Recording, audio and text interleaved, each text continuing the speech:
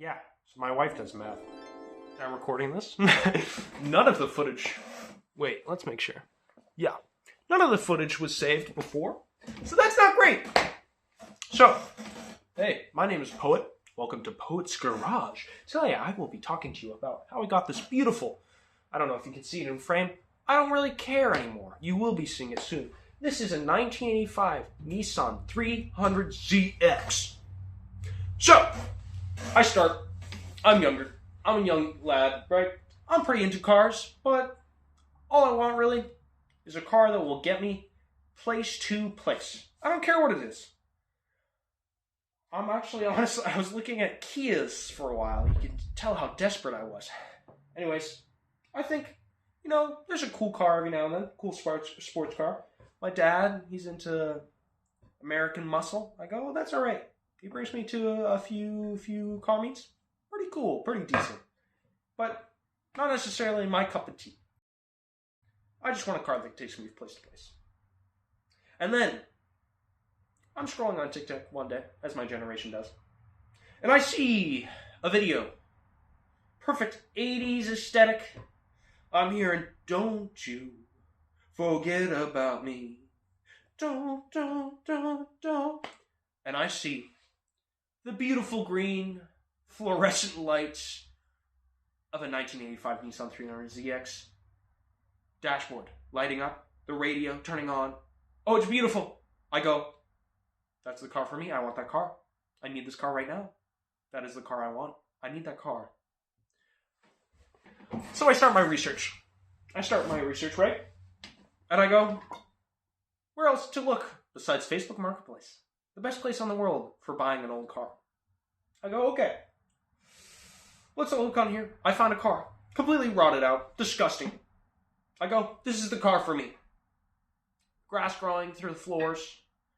But the voice still works. Oh my god. The fuck is this? Excuse my language. What is this? Oh my god. I'm an idiot. This is her. This is the voice. I think. Sorry, I'm getting distracted. I'm going to look into this later. I'm almost certain this is the voice box for my car. If you don't know, 1985 Nissan 300ZXs, they speak. Anyways, so, I go to a bar, and I go, hey, mechanic that I just met here, I want to buy this car. And he goes, little sonny boy, I can't advise you to buy this car. I'm a car restorer, and even I could not restore that car. Bad idea. And I go, okay, no worries. I will buy a different car. I find another 1985 Nissan 300ZX. My sweet, beloved child. He lives in Rhode Island, and his name is Andy. My beloved. I go, okay, what does it take to buy this car? I must save. I work 4 jobs over the summer. I save every last drop of money I got. And I go, Dad. I come to my father, I go, Dad. I've saved this much money. Please, please, please, please. I found this beautiful car, a 1985 Nissan 300ZX in Rhode Island. Please, come with me, Father. And we will get this car together. And we will skip into the sunshine and go, yippee, yippee, yay, we found this beautiful car. He goes, son, very well. I go, okay, let's go. So, I go to this car in Rhode Island. 10-hour drive from where I am. I live in New England. And I go, okay, let's go here. I meet the owner, who I've been texting, John, let's call him John, and his brother, Mac. Mac is there to help me tow it back to Maine, where I live, because there are no plates on this car. And I go, okay. Plus, I don't know how to drive manual yet. Uh-oh. Foreshadowing. Anyways, I go, John, so nice to meet you. And he goes, yeah. He's in Rhode Island, but he still has a Maine accent. I don't know why. He goes, yeah, of course. Nice to meet you too, bud, eh? And I go, let's take a look at this car. So I start doing inspection. I'm looking around this car. I don't see many problems. But also, I'm an idiot. I've never looked at a car before. I don't know how to do a car inspection. I see rust and I go, that's probably supposed to be there. It's probably supposed to be there. And, it's probably fine. So we turn on the car. Sounds pretty decent. Sounds pretty healthy. I notice the digital dash in Andy. He does not work. But that's okay. I start talking to John. I'm like, how'd you get this car? And he goes, oh, it was my brother, Andre. But we used to call him Andy. And I go, oh, okay. I named this car Andy, by the way. And I go, oh, that's very sweet. This car is in great condition. I just wanted to say that. And he goes, of course. Now I'm going to drop the accent here real quick because it gets a little personal. John starts talking to me about how Andy, Andre, the person, loved this car with every little bit of his soul, of his little love organ in his chest. And he talks about how Andre tried to keep it 100% clean, 100% original, just as it was intended. And I go, that's very sweet. Hopefully, I will be able to carry on Andre's world, his lesson, carry it on, and keep his car alive and on the road again. He goes, thank you, bud. I appreciate you. I go, of course. So we pull this out to his front road, and Mac is out there with his tow truck. I go, hey, Mac. He goes, hey, bud. And we start towing it up onto his thing. And strange thing is, Mac is like, oh, I'm going to need you to operate the controls on this tow truck. I go, what? I'm like, okay, whatever. Sure, I guess I can do that. And Mac starts oversharing. And he goes, yeah, I got in a car crash and lost 3/8 of my heart. I go, oh! Ha ha ha! So sorry. He goes, yeah, no problem, bud. I go, okay, Mac. So I start operating. I start pulling this car up onto the lift. No problem. Some random man comes out of the alleyway. I don't know who he is. I don't know his relation to Mac, Andre, or John. Apparently, there's 11 brothers of Mac, John, and Andre.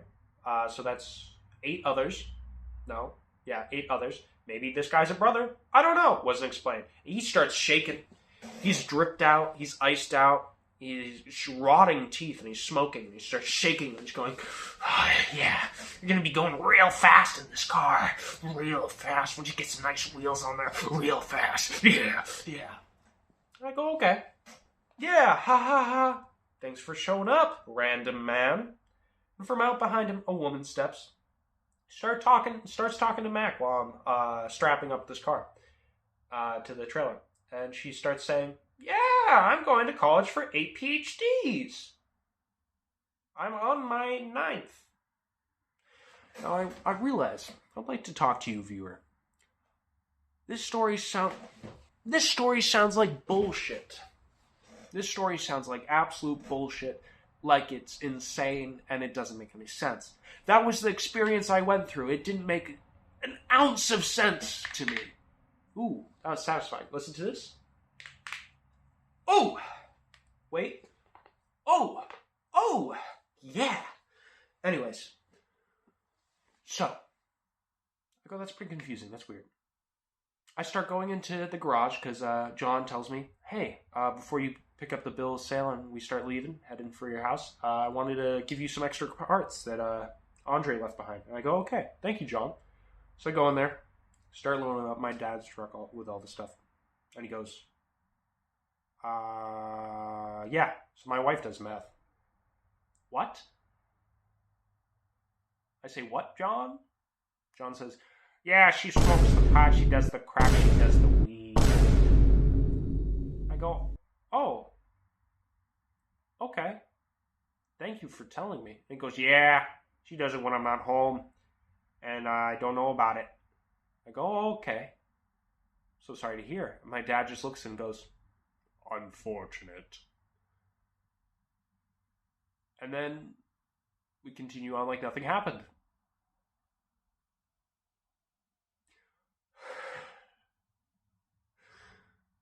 Yeah. So we go back out with our parts and newfounded knowledge about John's wife who smokes meth. And I start talking to Mac, and I'm like, okay, I'll give you my address just so like if you have to stop by like a bathroom or restroom or restaurant, eat some food or anything, then we don't have to necessarily follow each other. He goes, oh, no worries, no worries. I don't have to use the bathroom anymore. And I go, what? And I'm thinking in my head, Mac, did this grown man, Mac, just piss himself? And he goes, no. He picks up his leg, he shoves it in front of me, and he gestures. He goes, oh, I don't have to go to the bathroom anymore. Once again. Strapped onto his ankle, not his calf, not his knee, not his thigh, a colostomy bag, full. And I go, oh, that's nice. He says, yeah, I lost it with my heart. In the car accident. And I go, I'm so sorry. He goes, no worries. It's better this way. So we're closing out the deal. I give John the money. Get in my car. And Max gesturing away with his colostomy bag going, bye guys, I'll see you later. I go, see ya. I get the car back. The next day, I start trying to learn manual because I don't know how to drive manual. And I throw in a couple extra things. Change the oil. Throw in new spark plugs, new spark wires. Just some basic maintenance. Throw in a new timing belt. New water pump. All that jazz. I start driving the car. And the car, it's going fine. For like the first 10 minutes. I'm learning manual, a couple stalls, but it's not too bad. Then all of a sudden, on the road, it starts going. I'm thinking, uh-oh, that's not good. I pull over. I look around in the engine bay. And my fuel distributor is smoking. I go, oh, must just be running rich a little bit. I keep driving. I pull over again. I open it up. Ooh, that's steamy. I check the oil. There's no oil in the car. I go, that's weird. I drive the car back. Add a little extra oil in there. Drive the car back. I'm like, shit. Something's wrong with my oil. Must be like a massive oil leak somewhere. Bring it into a mechanic. 6 months later, after the mechanic, he tells me, yeah, your shocks, they're shattered. Somebody tried to fix them with Bondo. There's rust and rot all over the rockers. Your exhaust is cracked in half, and every time I try and turn on your car, it smokes fumes from the center of the car. And I go, oh, that's not good, mechanic. And he goes, no, it's not. And he goes, your radiator has a giant baseball fist hand-sized hole, and it leaks coolant, and there's nothing in there. And I think back to when I was doing my maintenance, changing all the fluids. And I remember I opened the radiator, and there was nothing in there. And I go, oh, that's a problem for future me. And it was a massive problem for future me. So, I go, oh, shit. Can we have a meeting? This is all over the phone. Can I have a meeting? We can come in and you can, throw it up on the lift and I can see that underneath and we can talk it all out. I get there. Turns out he told me the information of a different car. Yes, the radiator is cracked. Yes, there's rust on the rockers. And yes, the exhaust is cracked. The coilover is completely fine. Completely fine. And the body's not that bent. Not that bent. When I was recording this the first time, I sat on the hood and I bent it a little bit. Moral of the story, don't sit on your car hoods if they're 41 years old. So, I go, okay, this is doable. I take the car back, and here we are today. I will be fixing this car. But first, let me give you a walkthrough. Montage, cueing, whoa. Whoa!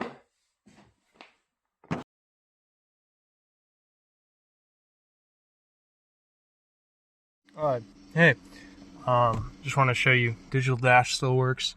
That annoying thing, that noise, it's coming from the air filter here. Not air filter, sorry. Thermostat. Tries and gets the temperature of the what's it called?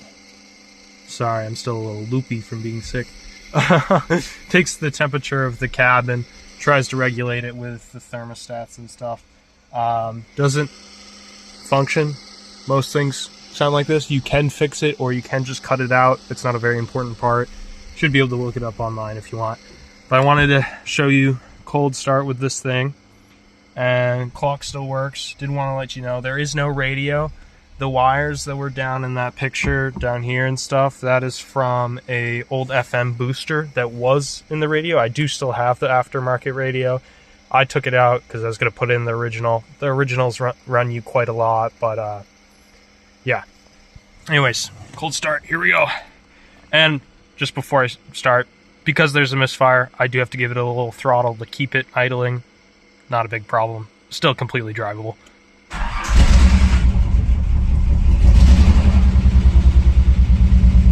There we are. Giving it a little bit of throttle right now. I can rev it.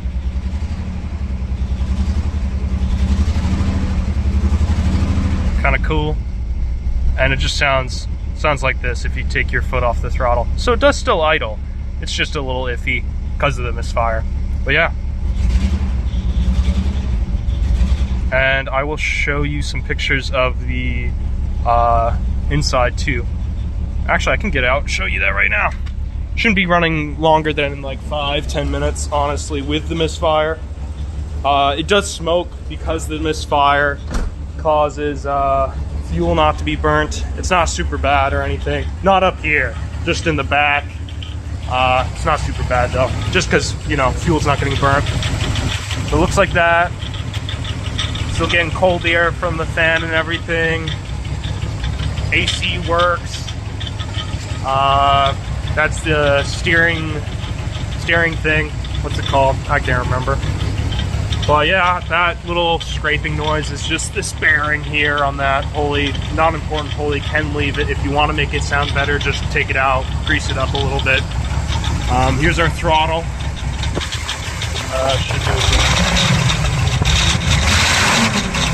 That's pretty cool. And yeah, all right. I think that was everything.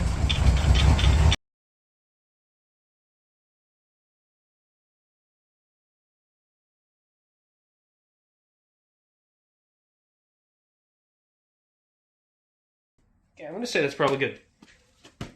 Let's go throw some wood under these things. These guys. That's why I like to jack up my cars. Oh, fuck. Ugh.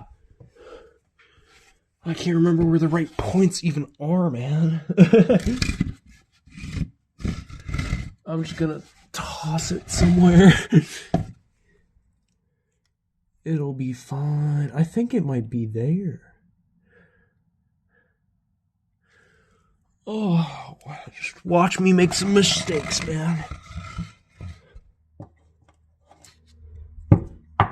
I mean, that is the frame.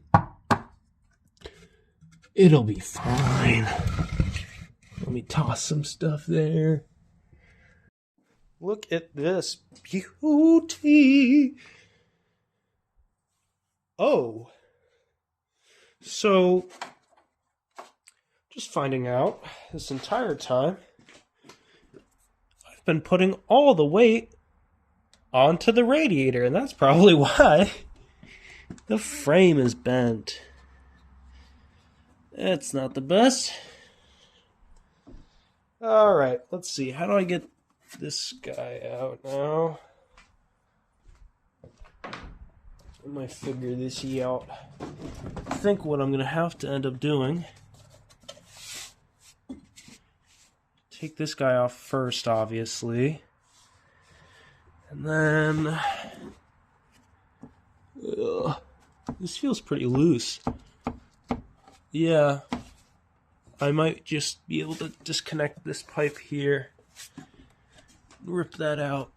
Okay, let's see how that goes. Okay.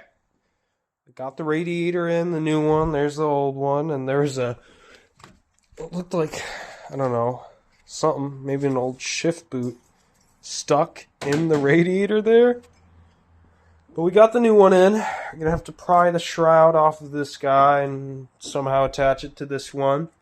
But until then, it's pretty much done for now. We'll reassemble everything. And I think the next time you see this will be during a test drive. So, yeah. I'm going to turn the camera towards me now. I'm sure I look plenty disheveled compared to when I started. But thank you so much for watching.